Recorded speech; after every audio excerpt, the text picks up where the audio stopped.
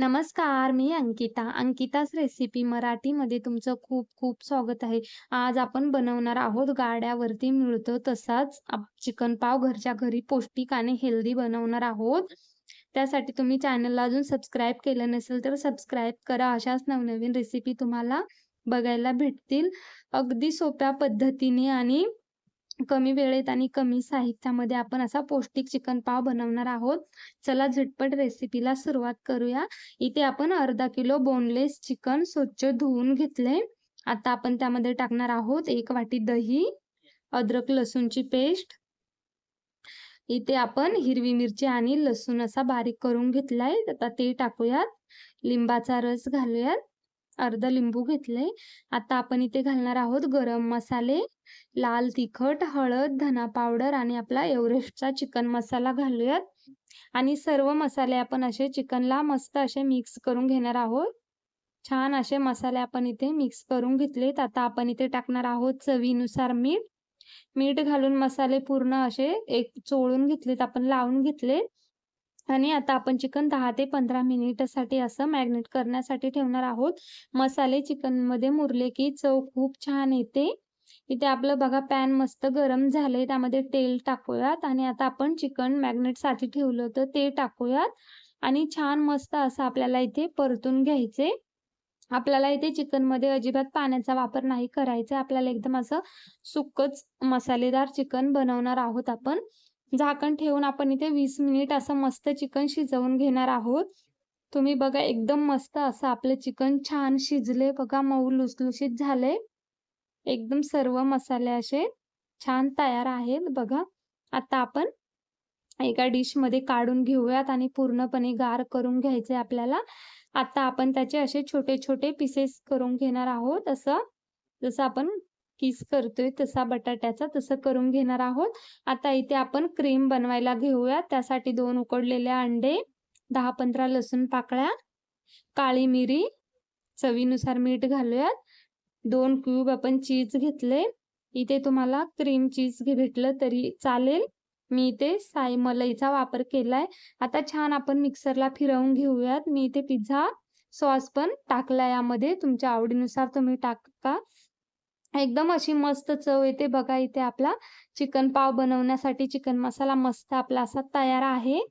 आता आपण पाव बनवायला सुरुवात करूयात. पौष्टिक आणि हेल्दी असे आपण पाव घरच्या घरीच बनवणार आहोत. इथे मी 2 छोटे ग्लास असे दूध घेतले. दूध आपल्याला लो टेम्परेचरचं घ्यायचंय. अगदी फ्रिजमधलं नाही घ्यायचं किंवा एकदम गरम दूध नाही घ्यायचंय आपल्याला. आता त्यामध्ये 1 चम्मच साखर टाकून छान विरघळून घ्यायचे. साखर विरघळली की त्यामध्ये आपण 3 चम्मच इथे ईस्ट घेतले. आपल्याला दुकानामध्ये किंवा बेकरीमध्ये सहज अशी भेटते. छान आता आपल्याला इथे मिक्स करून घ्यायचे दुधामध्ये. आपल्याला जास्त गरम दूध नाही घ्यायचं, नाहीतर मग त्याने आपला पाव व्यवस्थित बनत नाहीत. आता आपण इथे झाकण ठेवणार आहोत 10 ते 15 मिनिट असं मस्त आपल्याला इथे फर्मेंट करून घ्यायचे. बघा एकदम छान असं आपलं पाव बनवण्यासाठी इथे दूध तयार आहे. आता आपण मस्त असे मऊ असे लुसलुशीत पाव बनवायला सुरुवात करूया. खूप असा मस्त आणि टेस्टी असे तयार होतात. इथे बघा मी 2.5 वाटी गव्हाचं पीठ घेतलंय. आपण आपलं दुधावरती अवलंबून आहे आपल्याला इथे कसं पीठ लागतं आपल्या अंदाजे. इथे 2.5 वाटी 2 ग्लासासाठी मी इथे 2.5 वाटी गव्हाचं पीठ घेतलंय. आणि छान मस्त आता आपल्याला पीठ मळून घ्यायचे. पीठ आपल्याला आपण कणिक मळतो तसं नाही, एकदम जास्त असं रगडून मळून घ्यायचं. एकदम बघा असं मऊ लुसलुशीत होईपर्यंत आपल्याला इथं पीठ मळून घ्यायचे. त्याने आपले पाव एकदम छान असे फुलतात आणि मस्त असे मऊ होतात. आता आपण इथे तूप घेतलंय. मस्त तुपाचा वापर केलाय. मला इथे 3 चम्मच तूप लागलंय.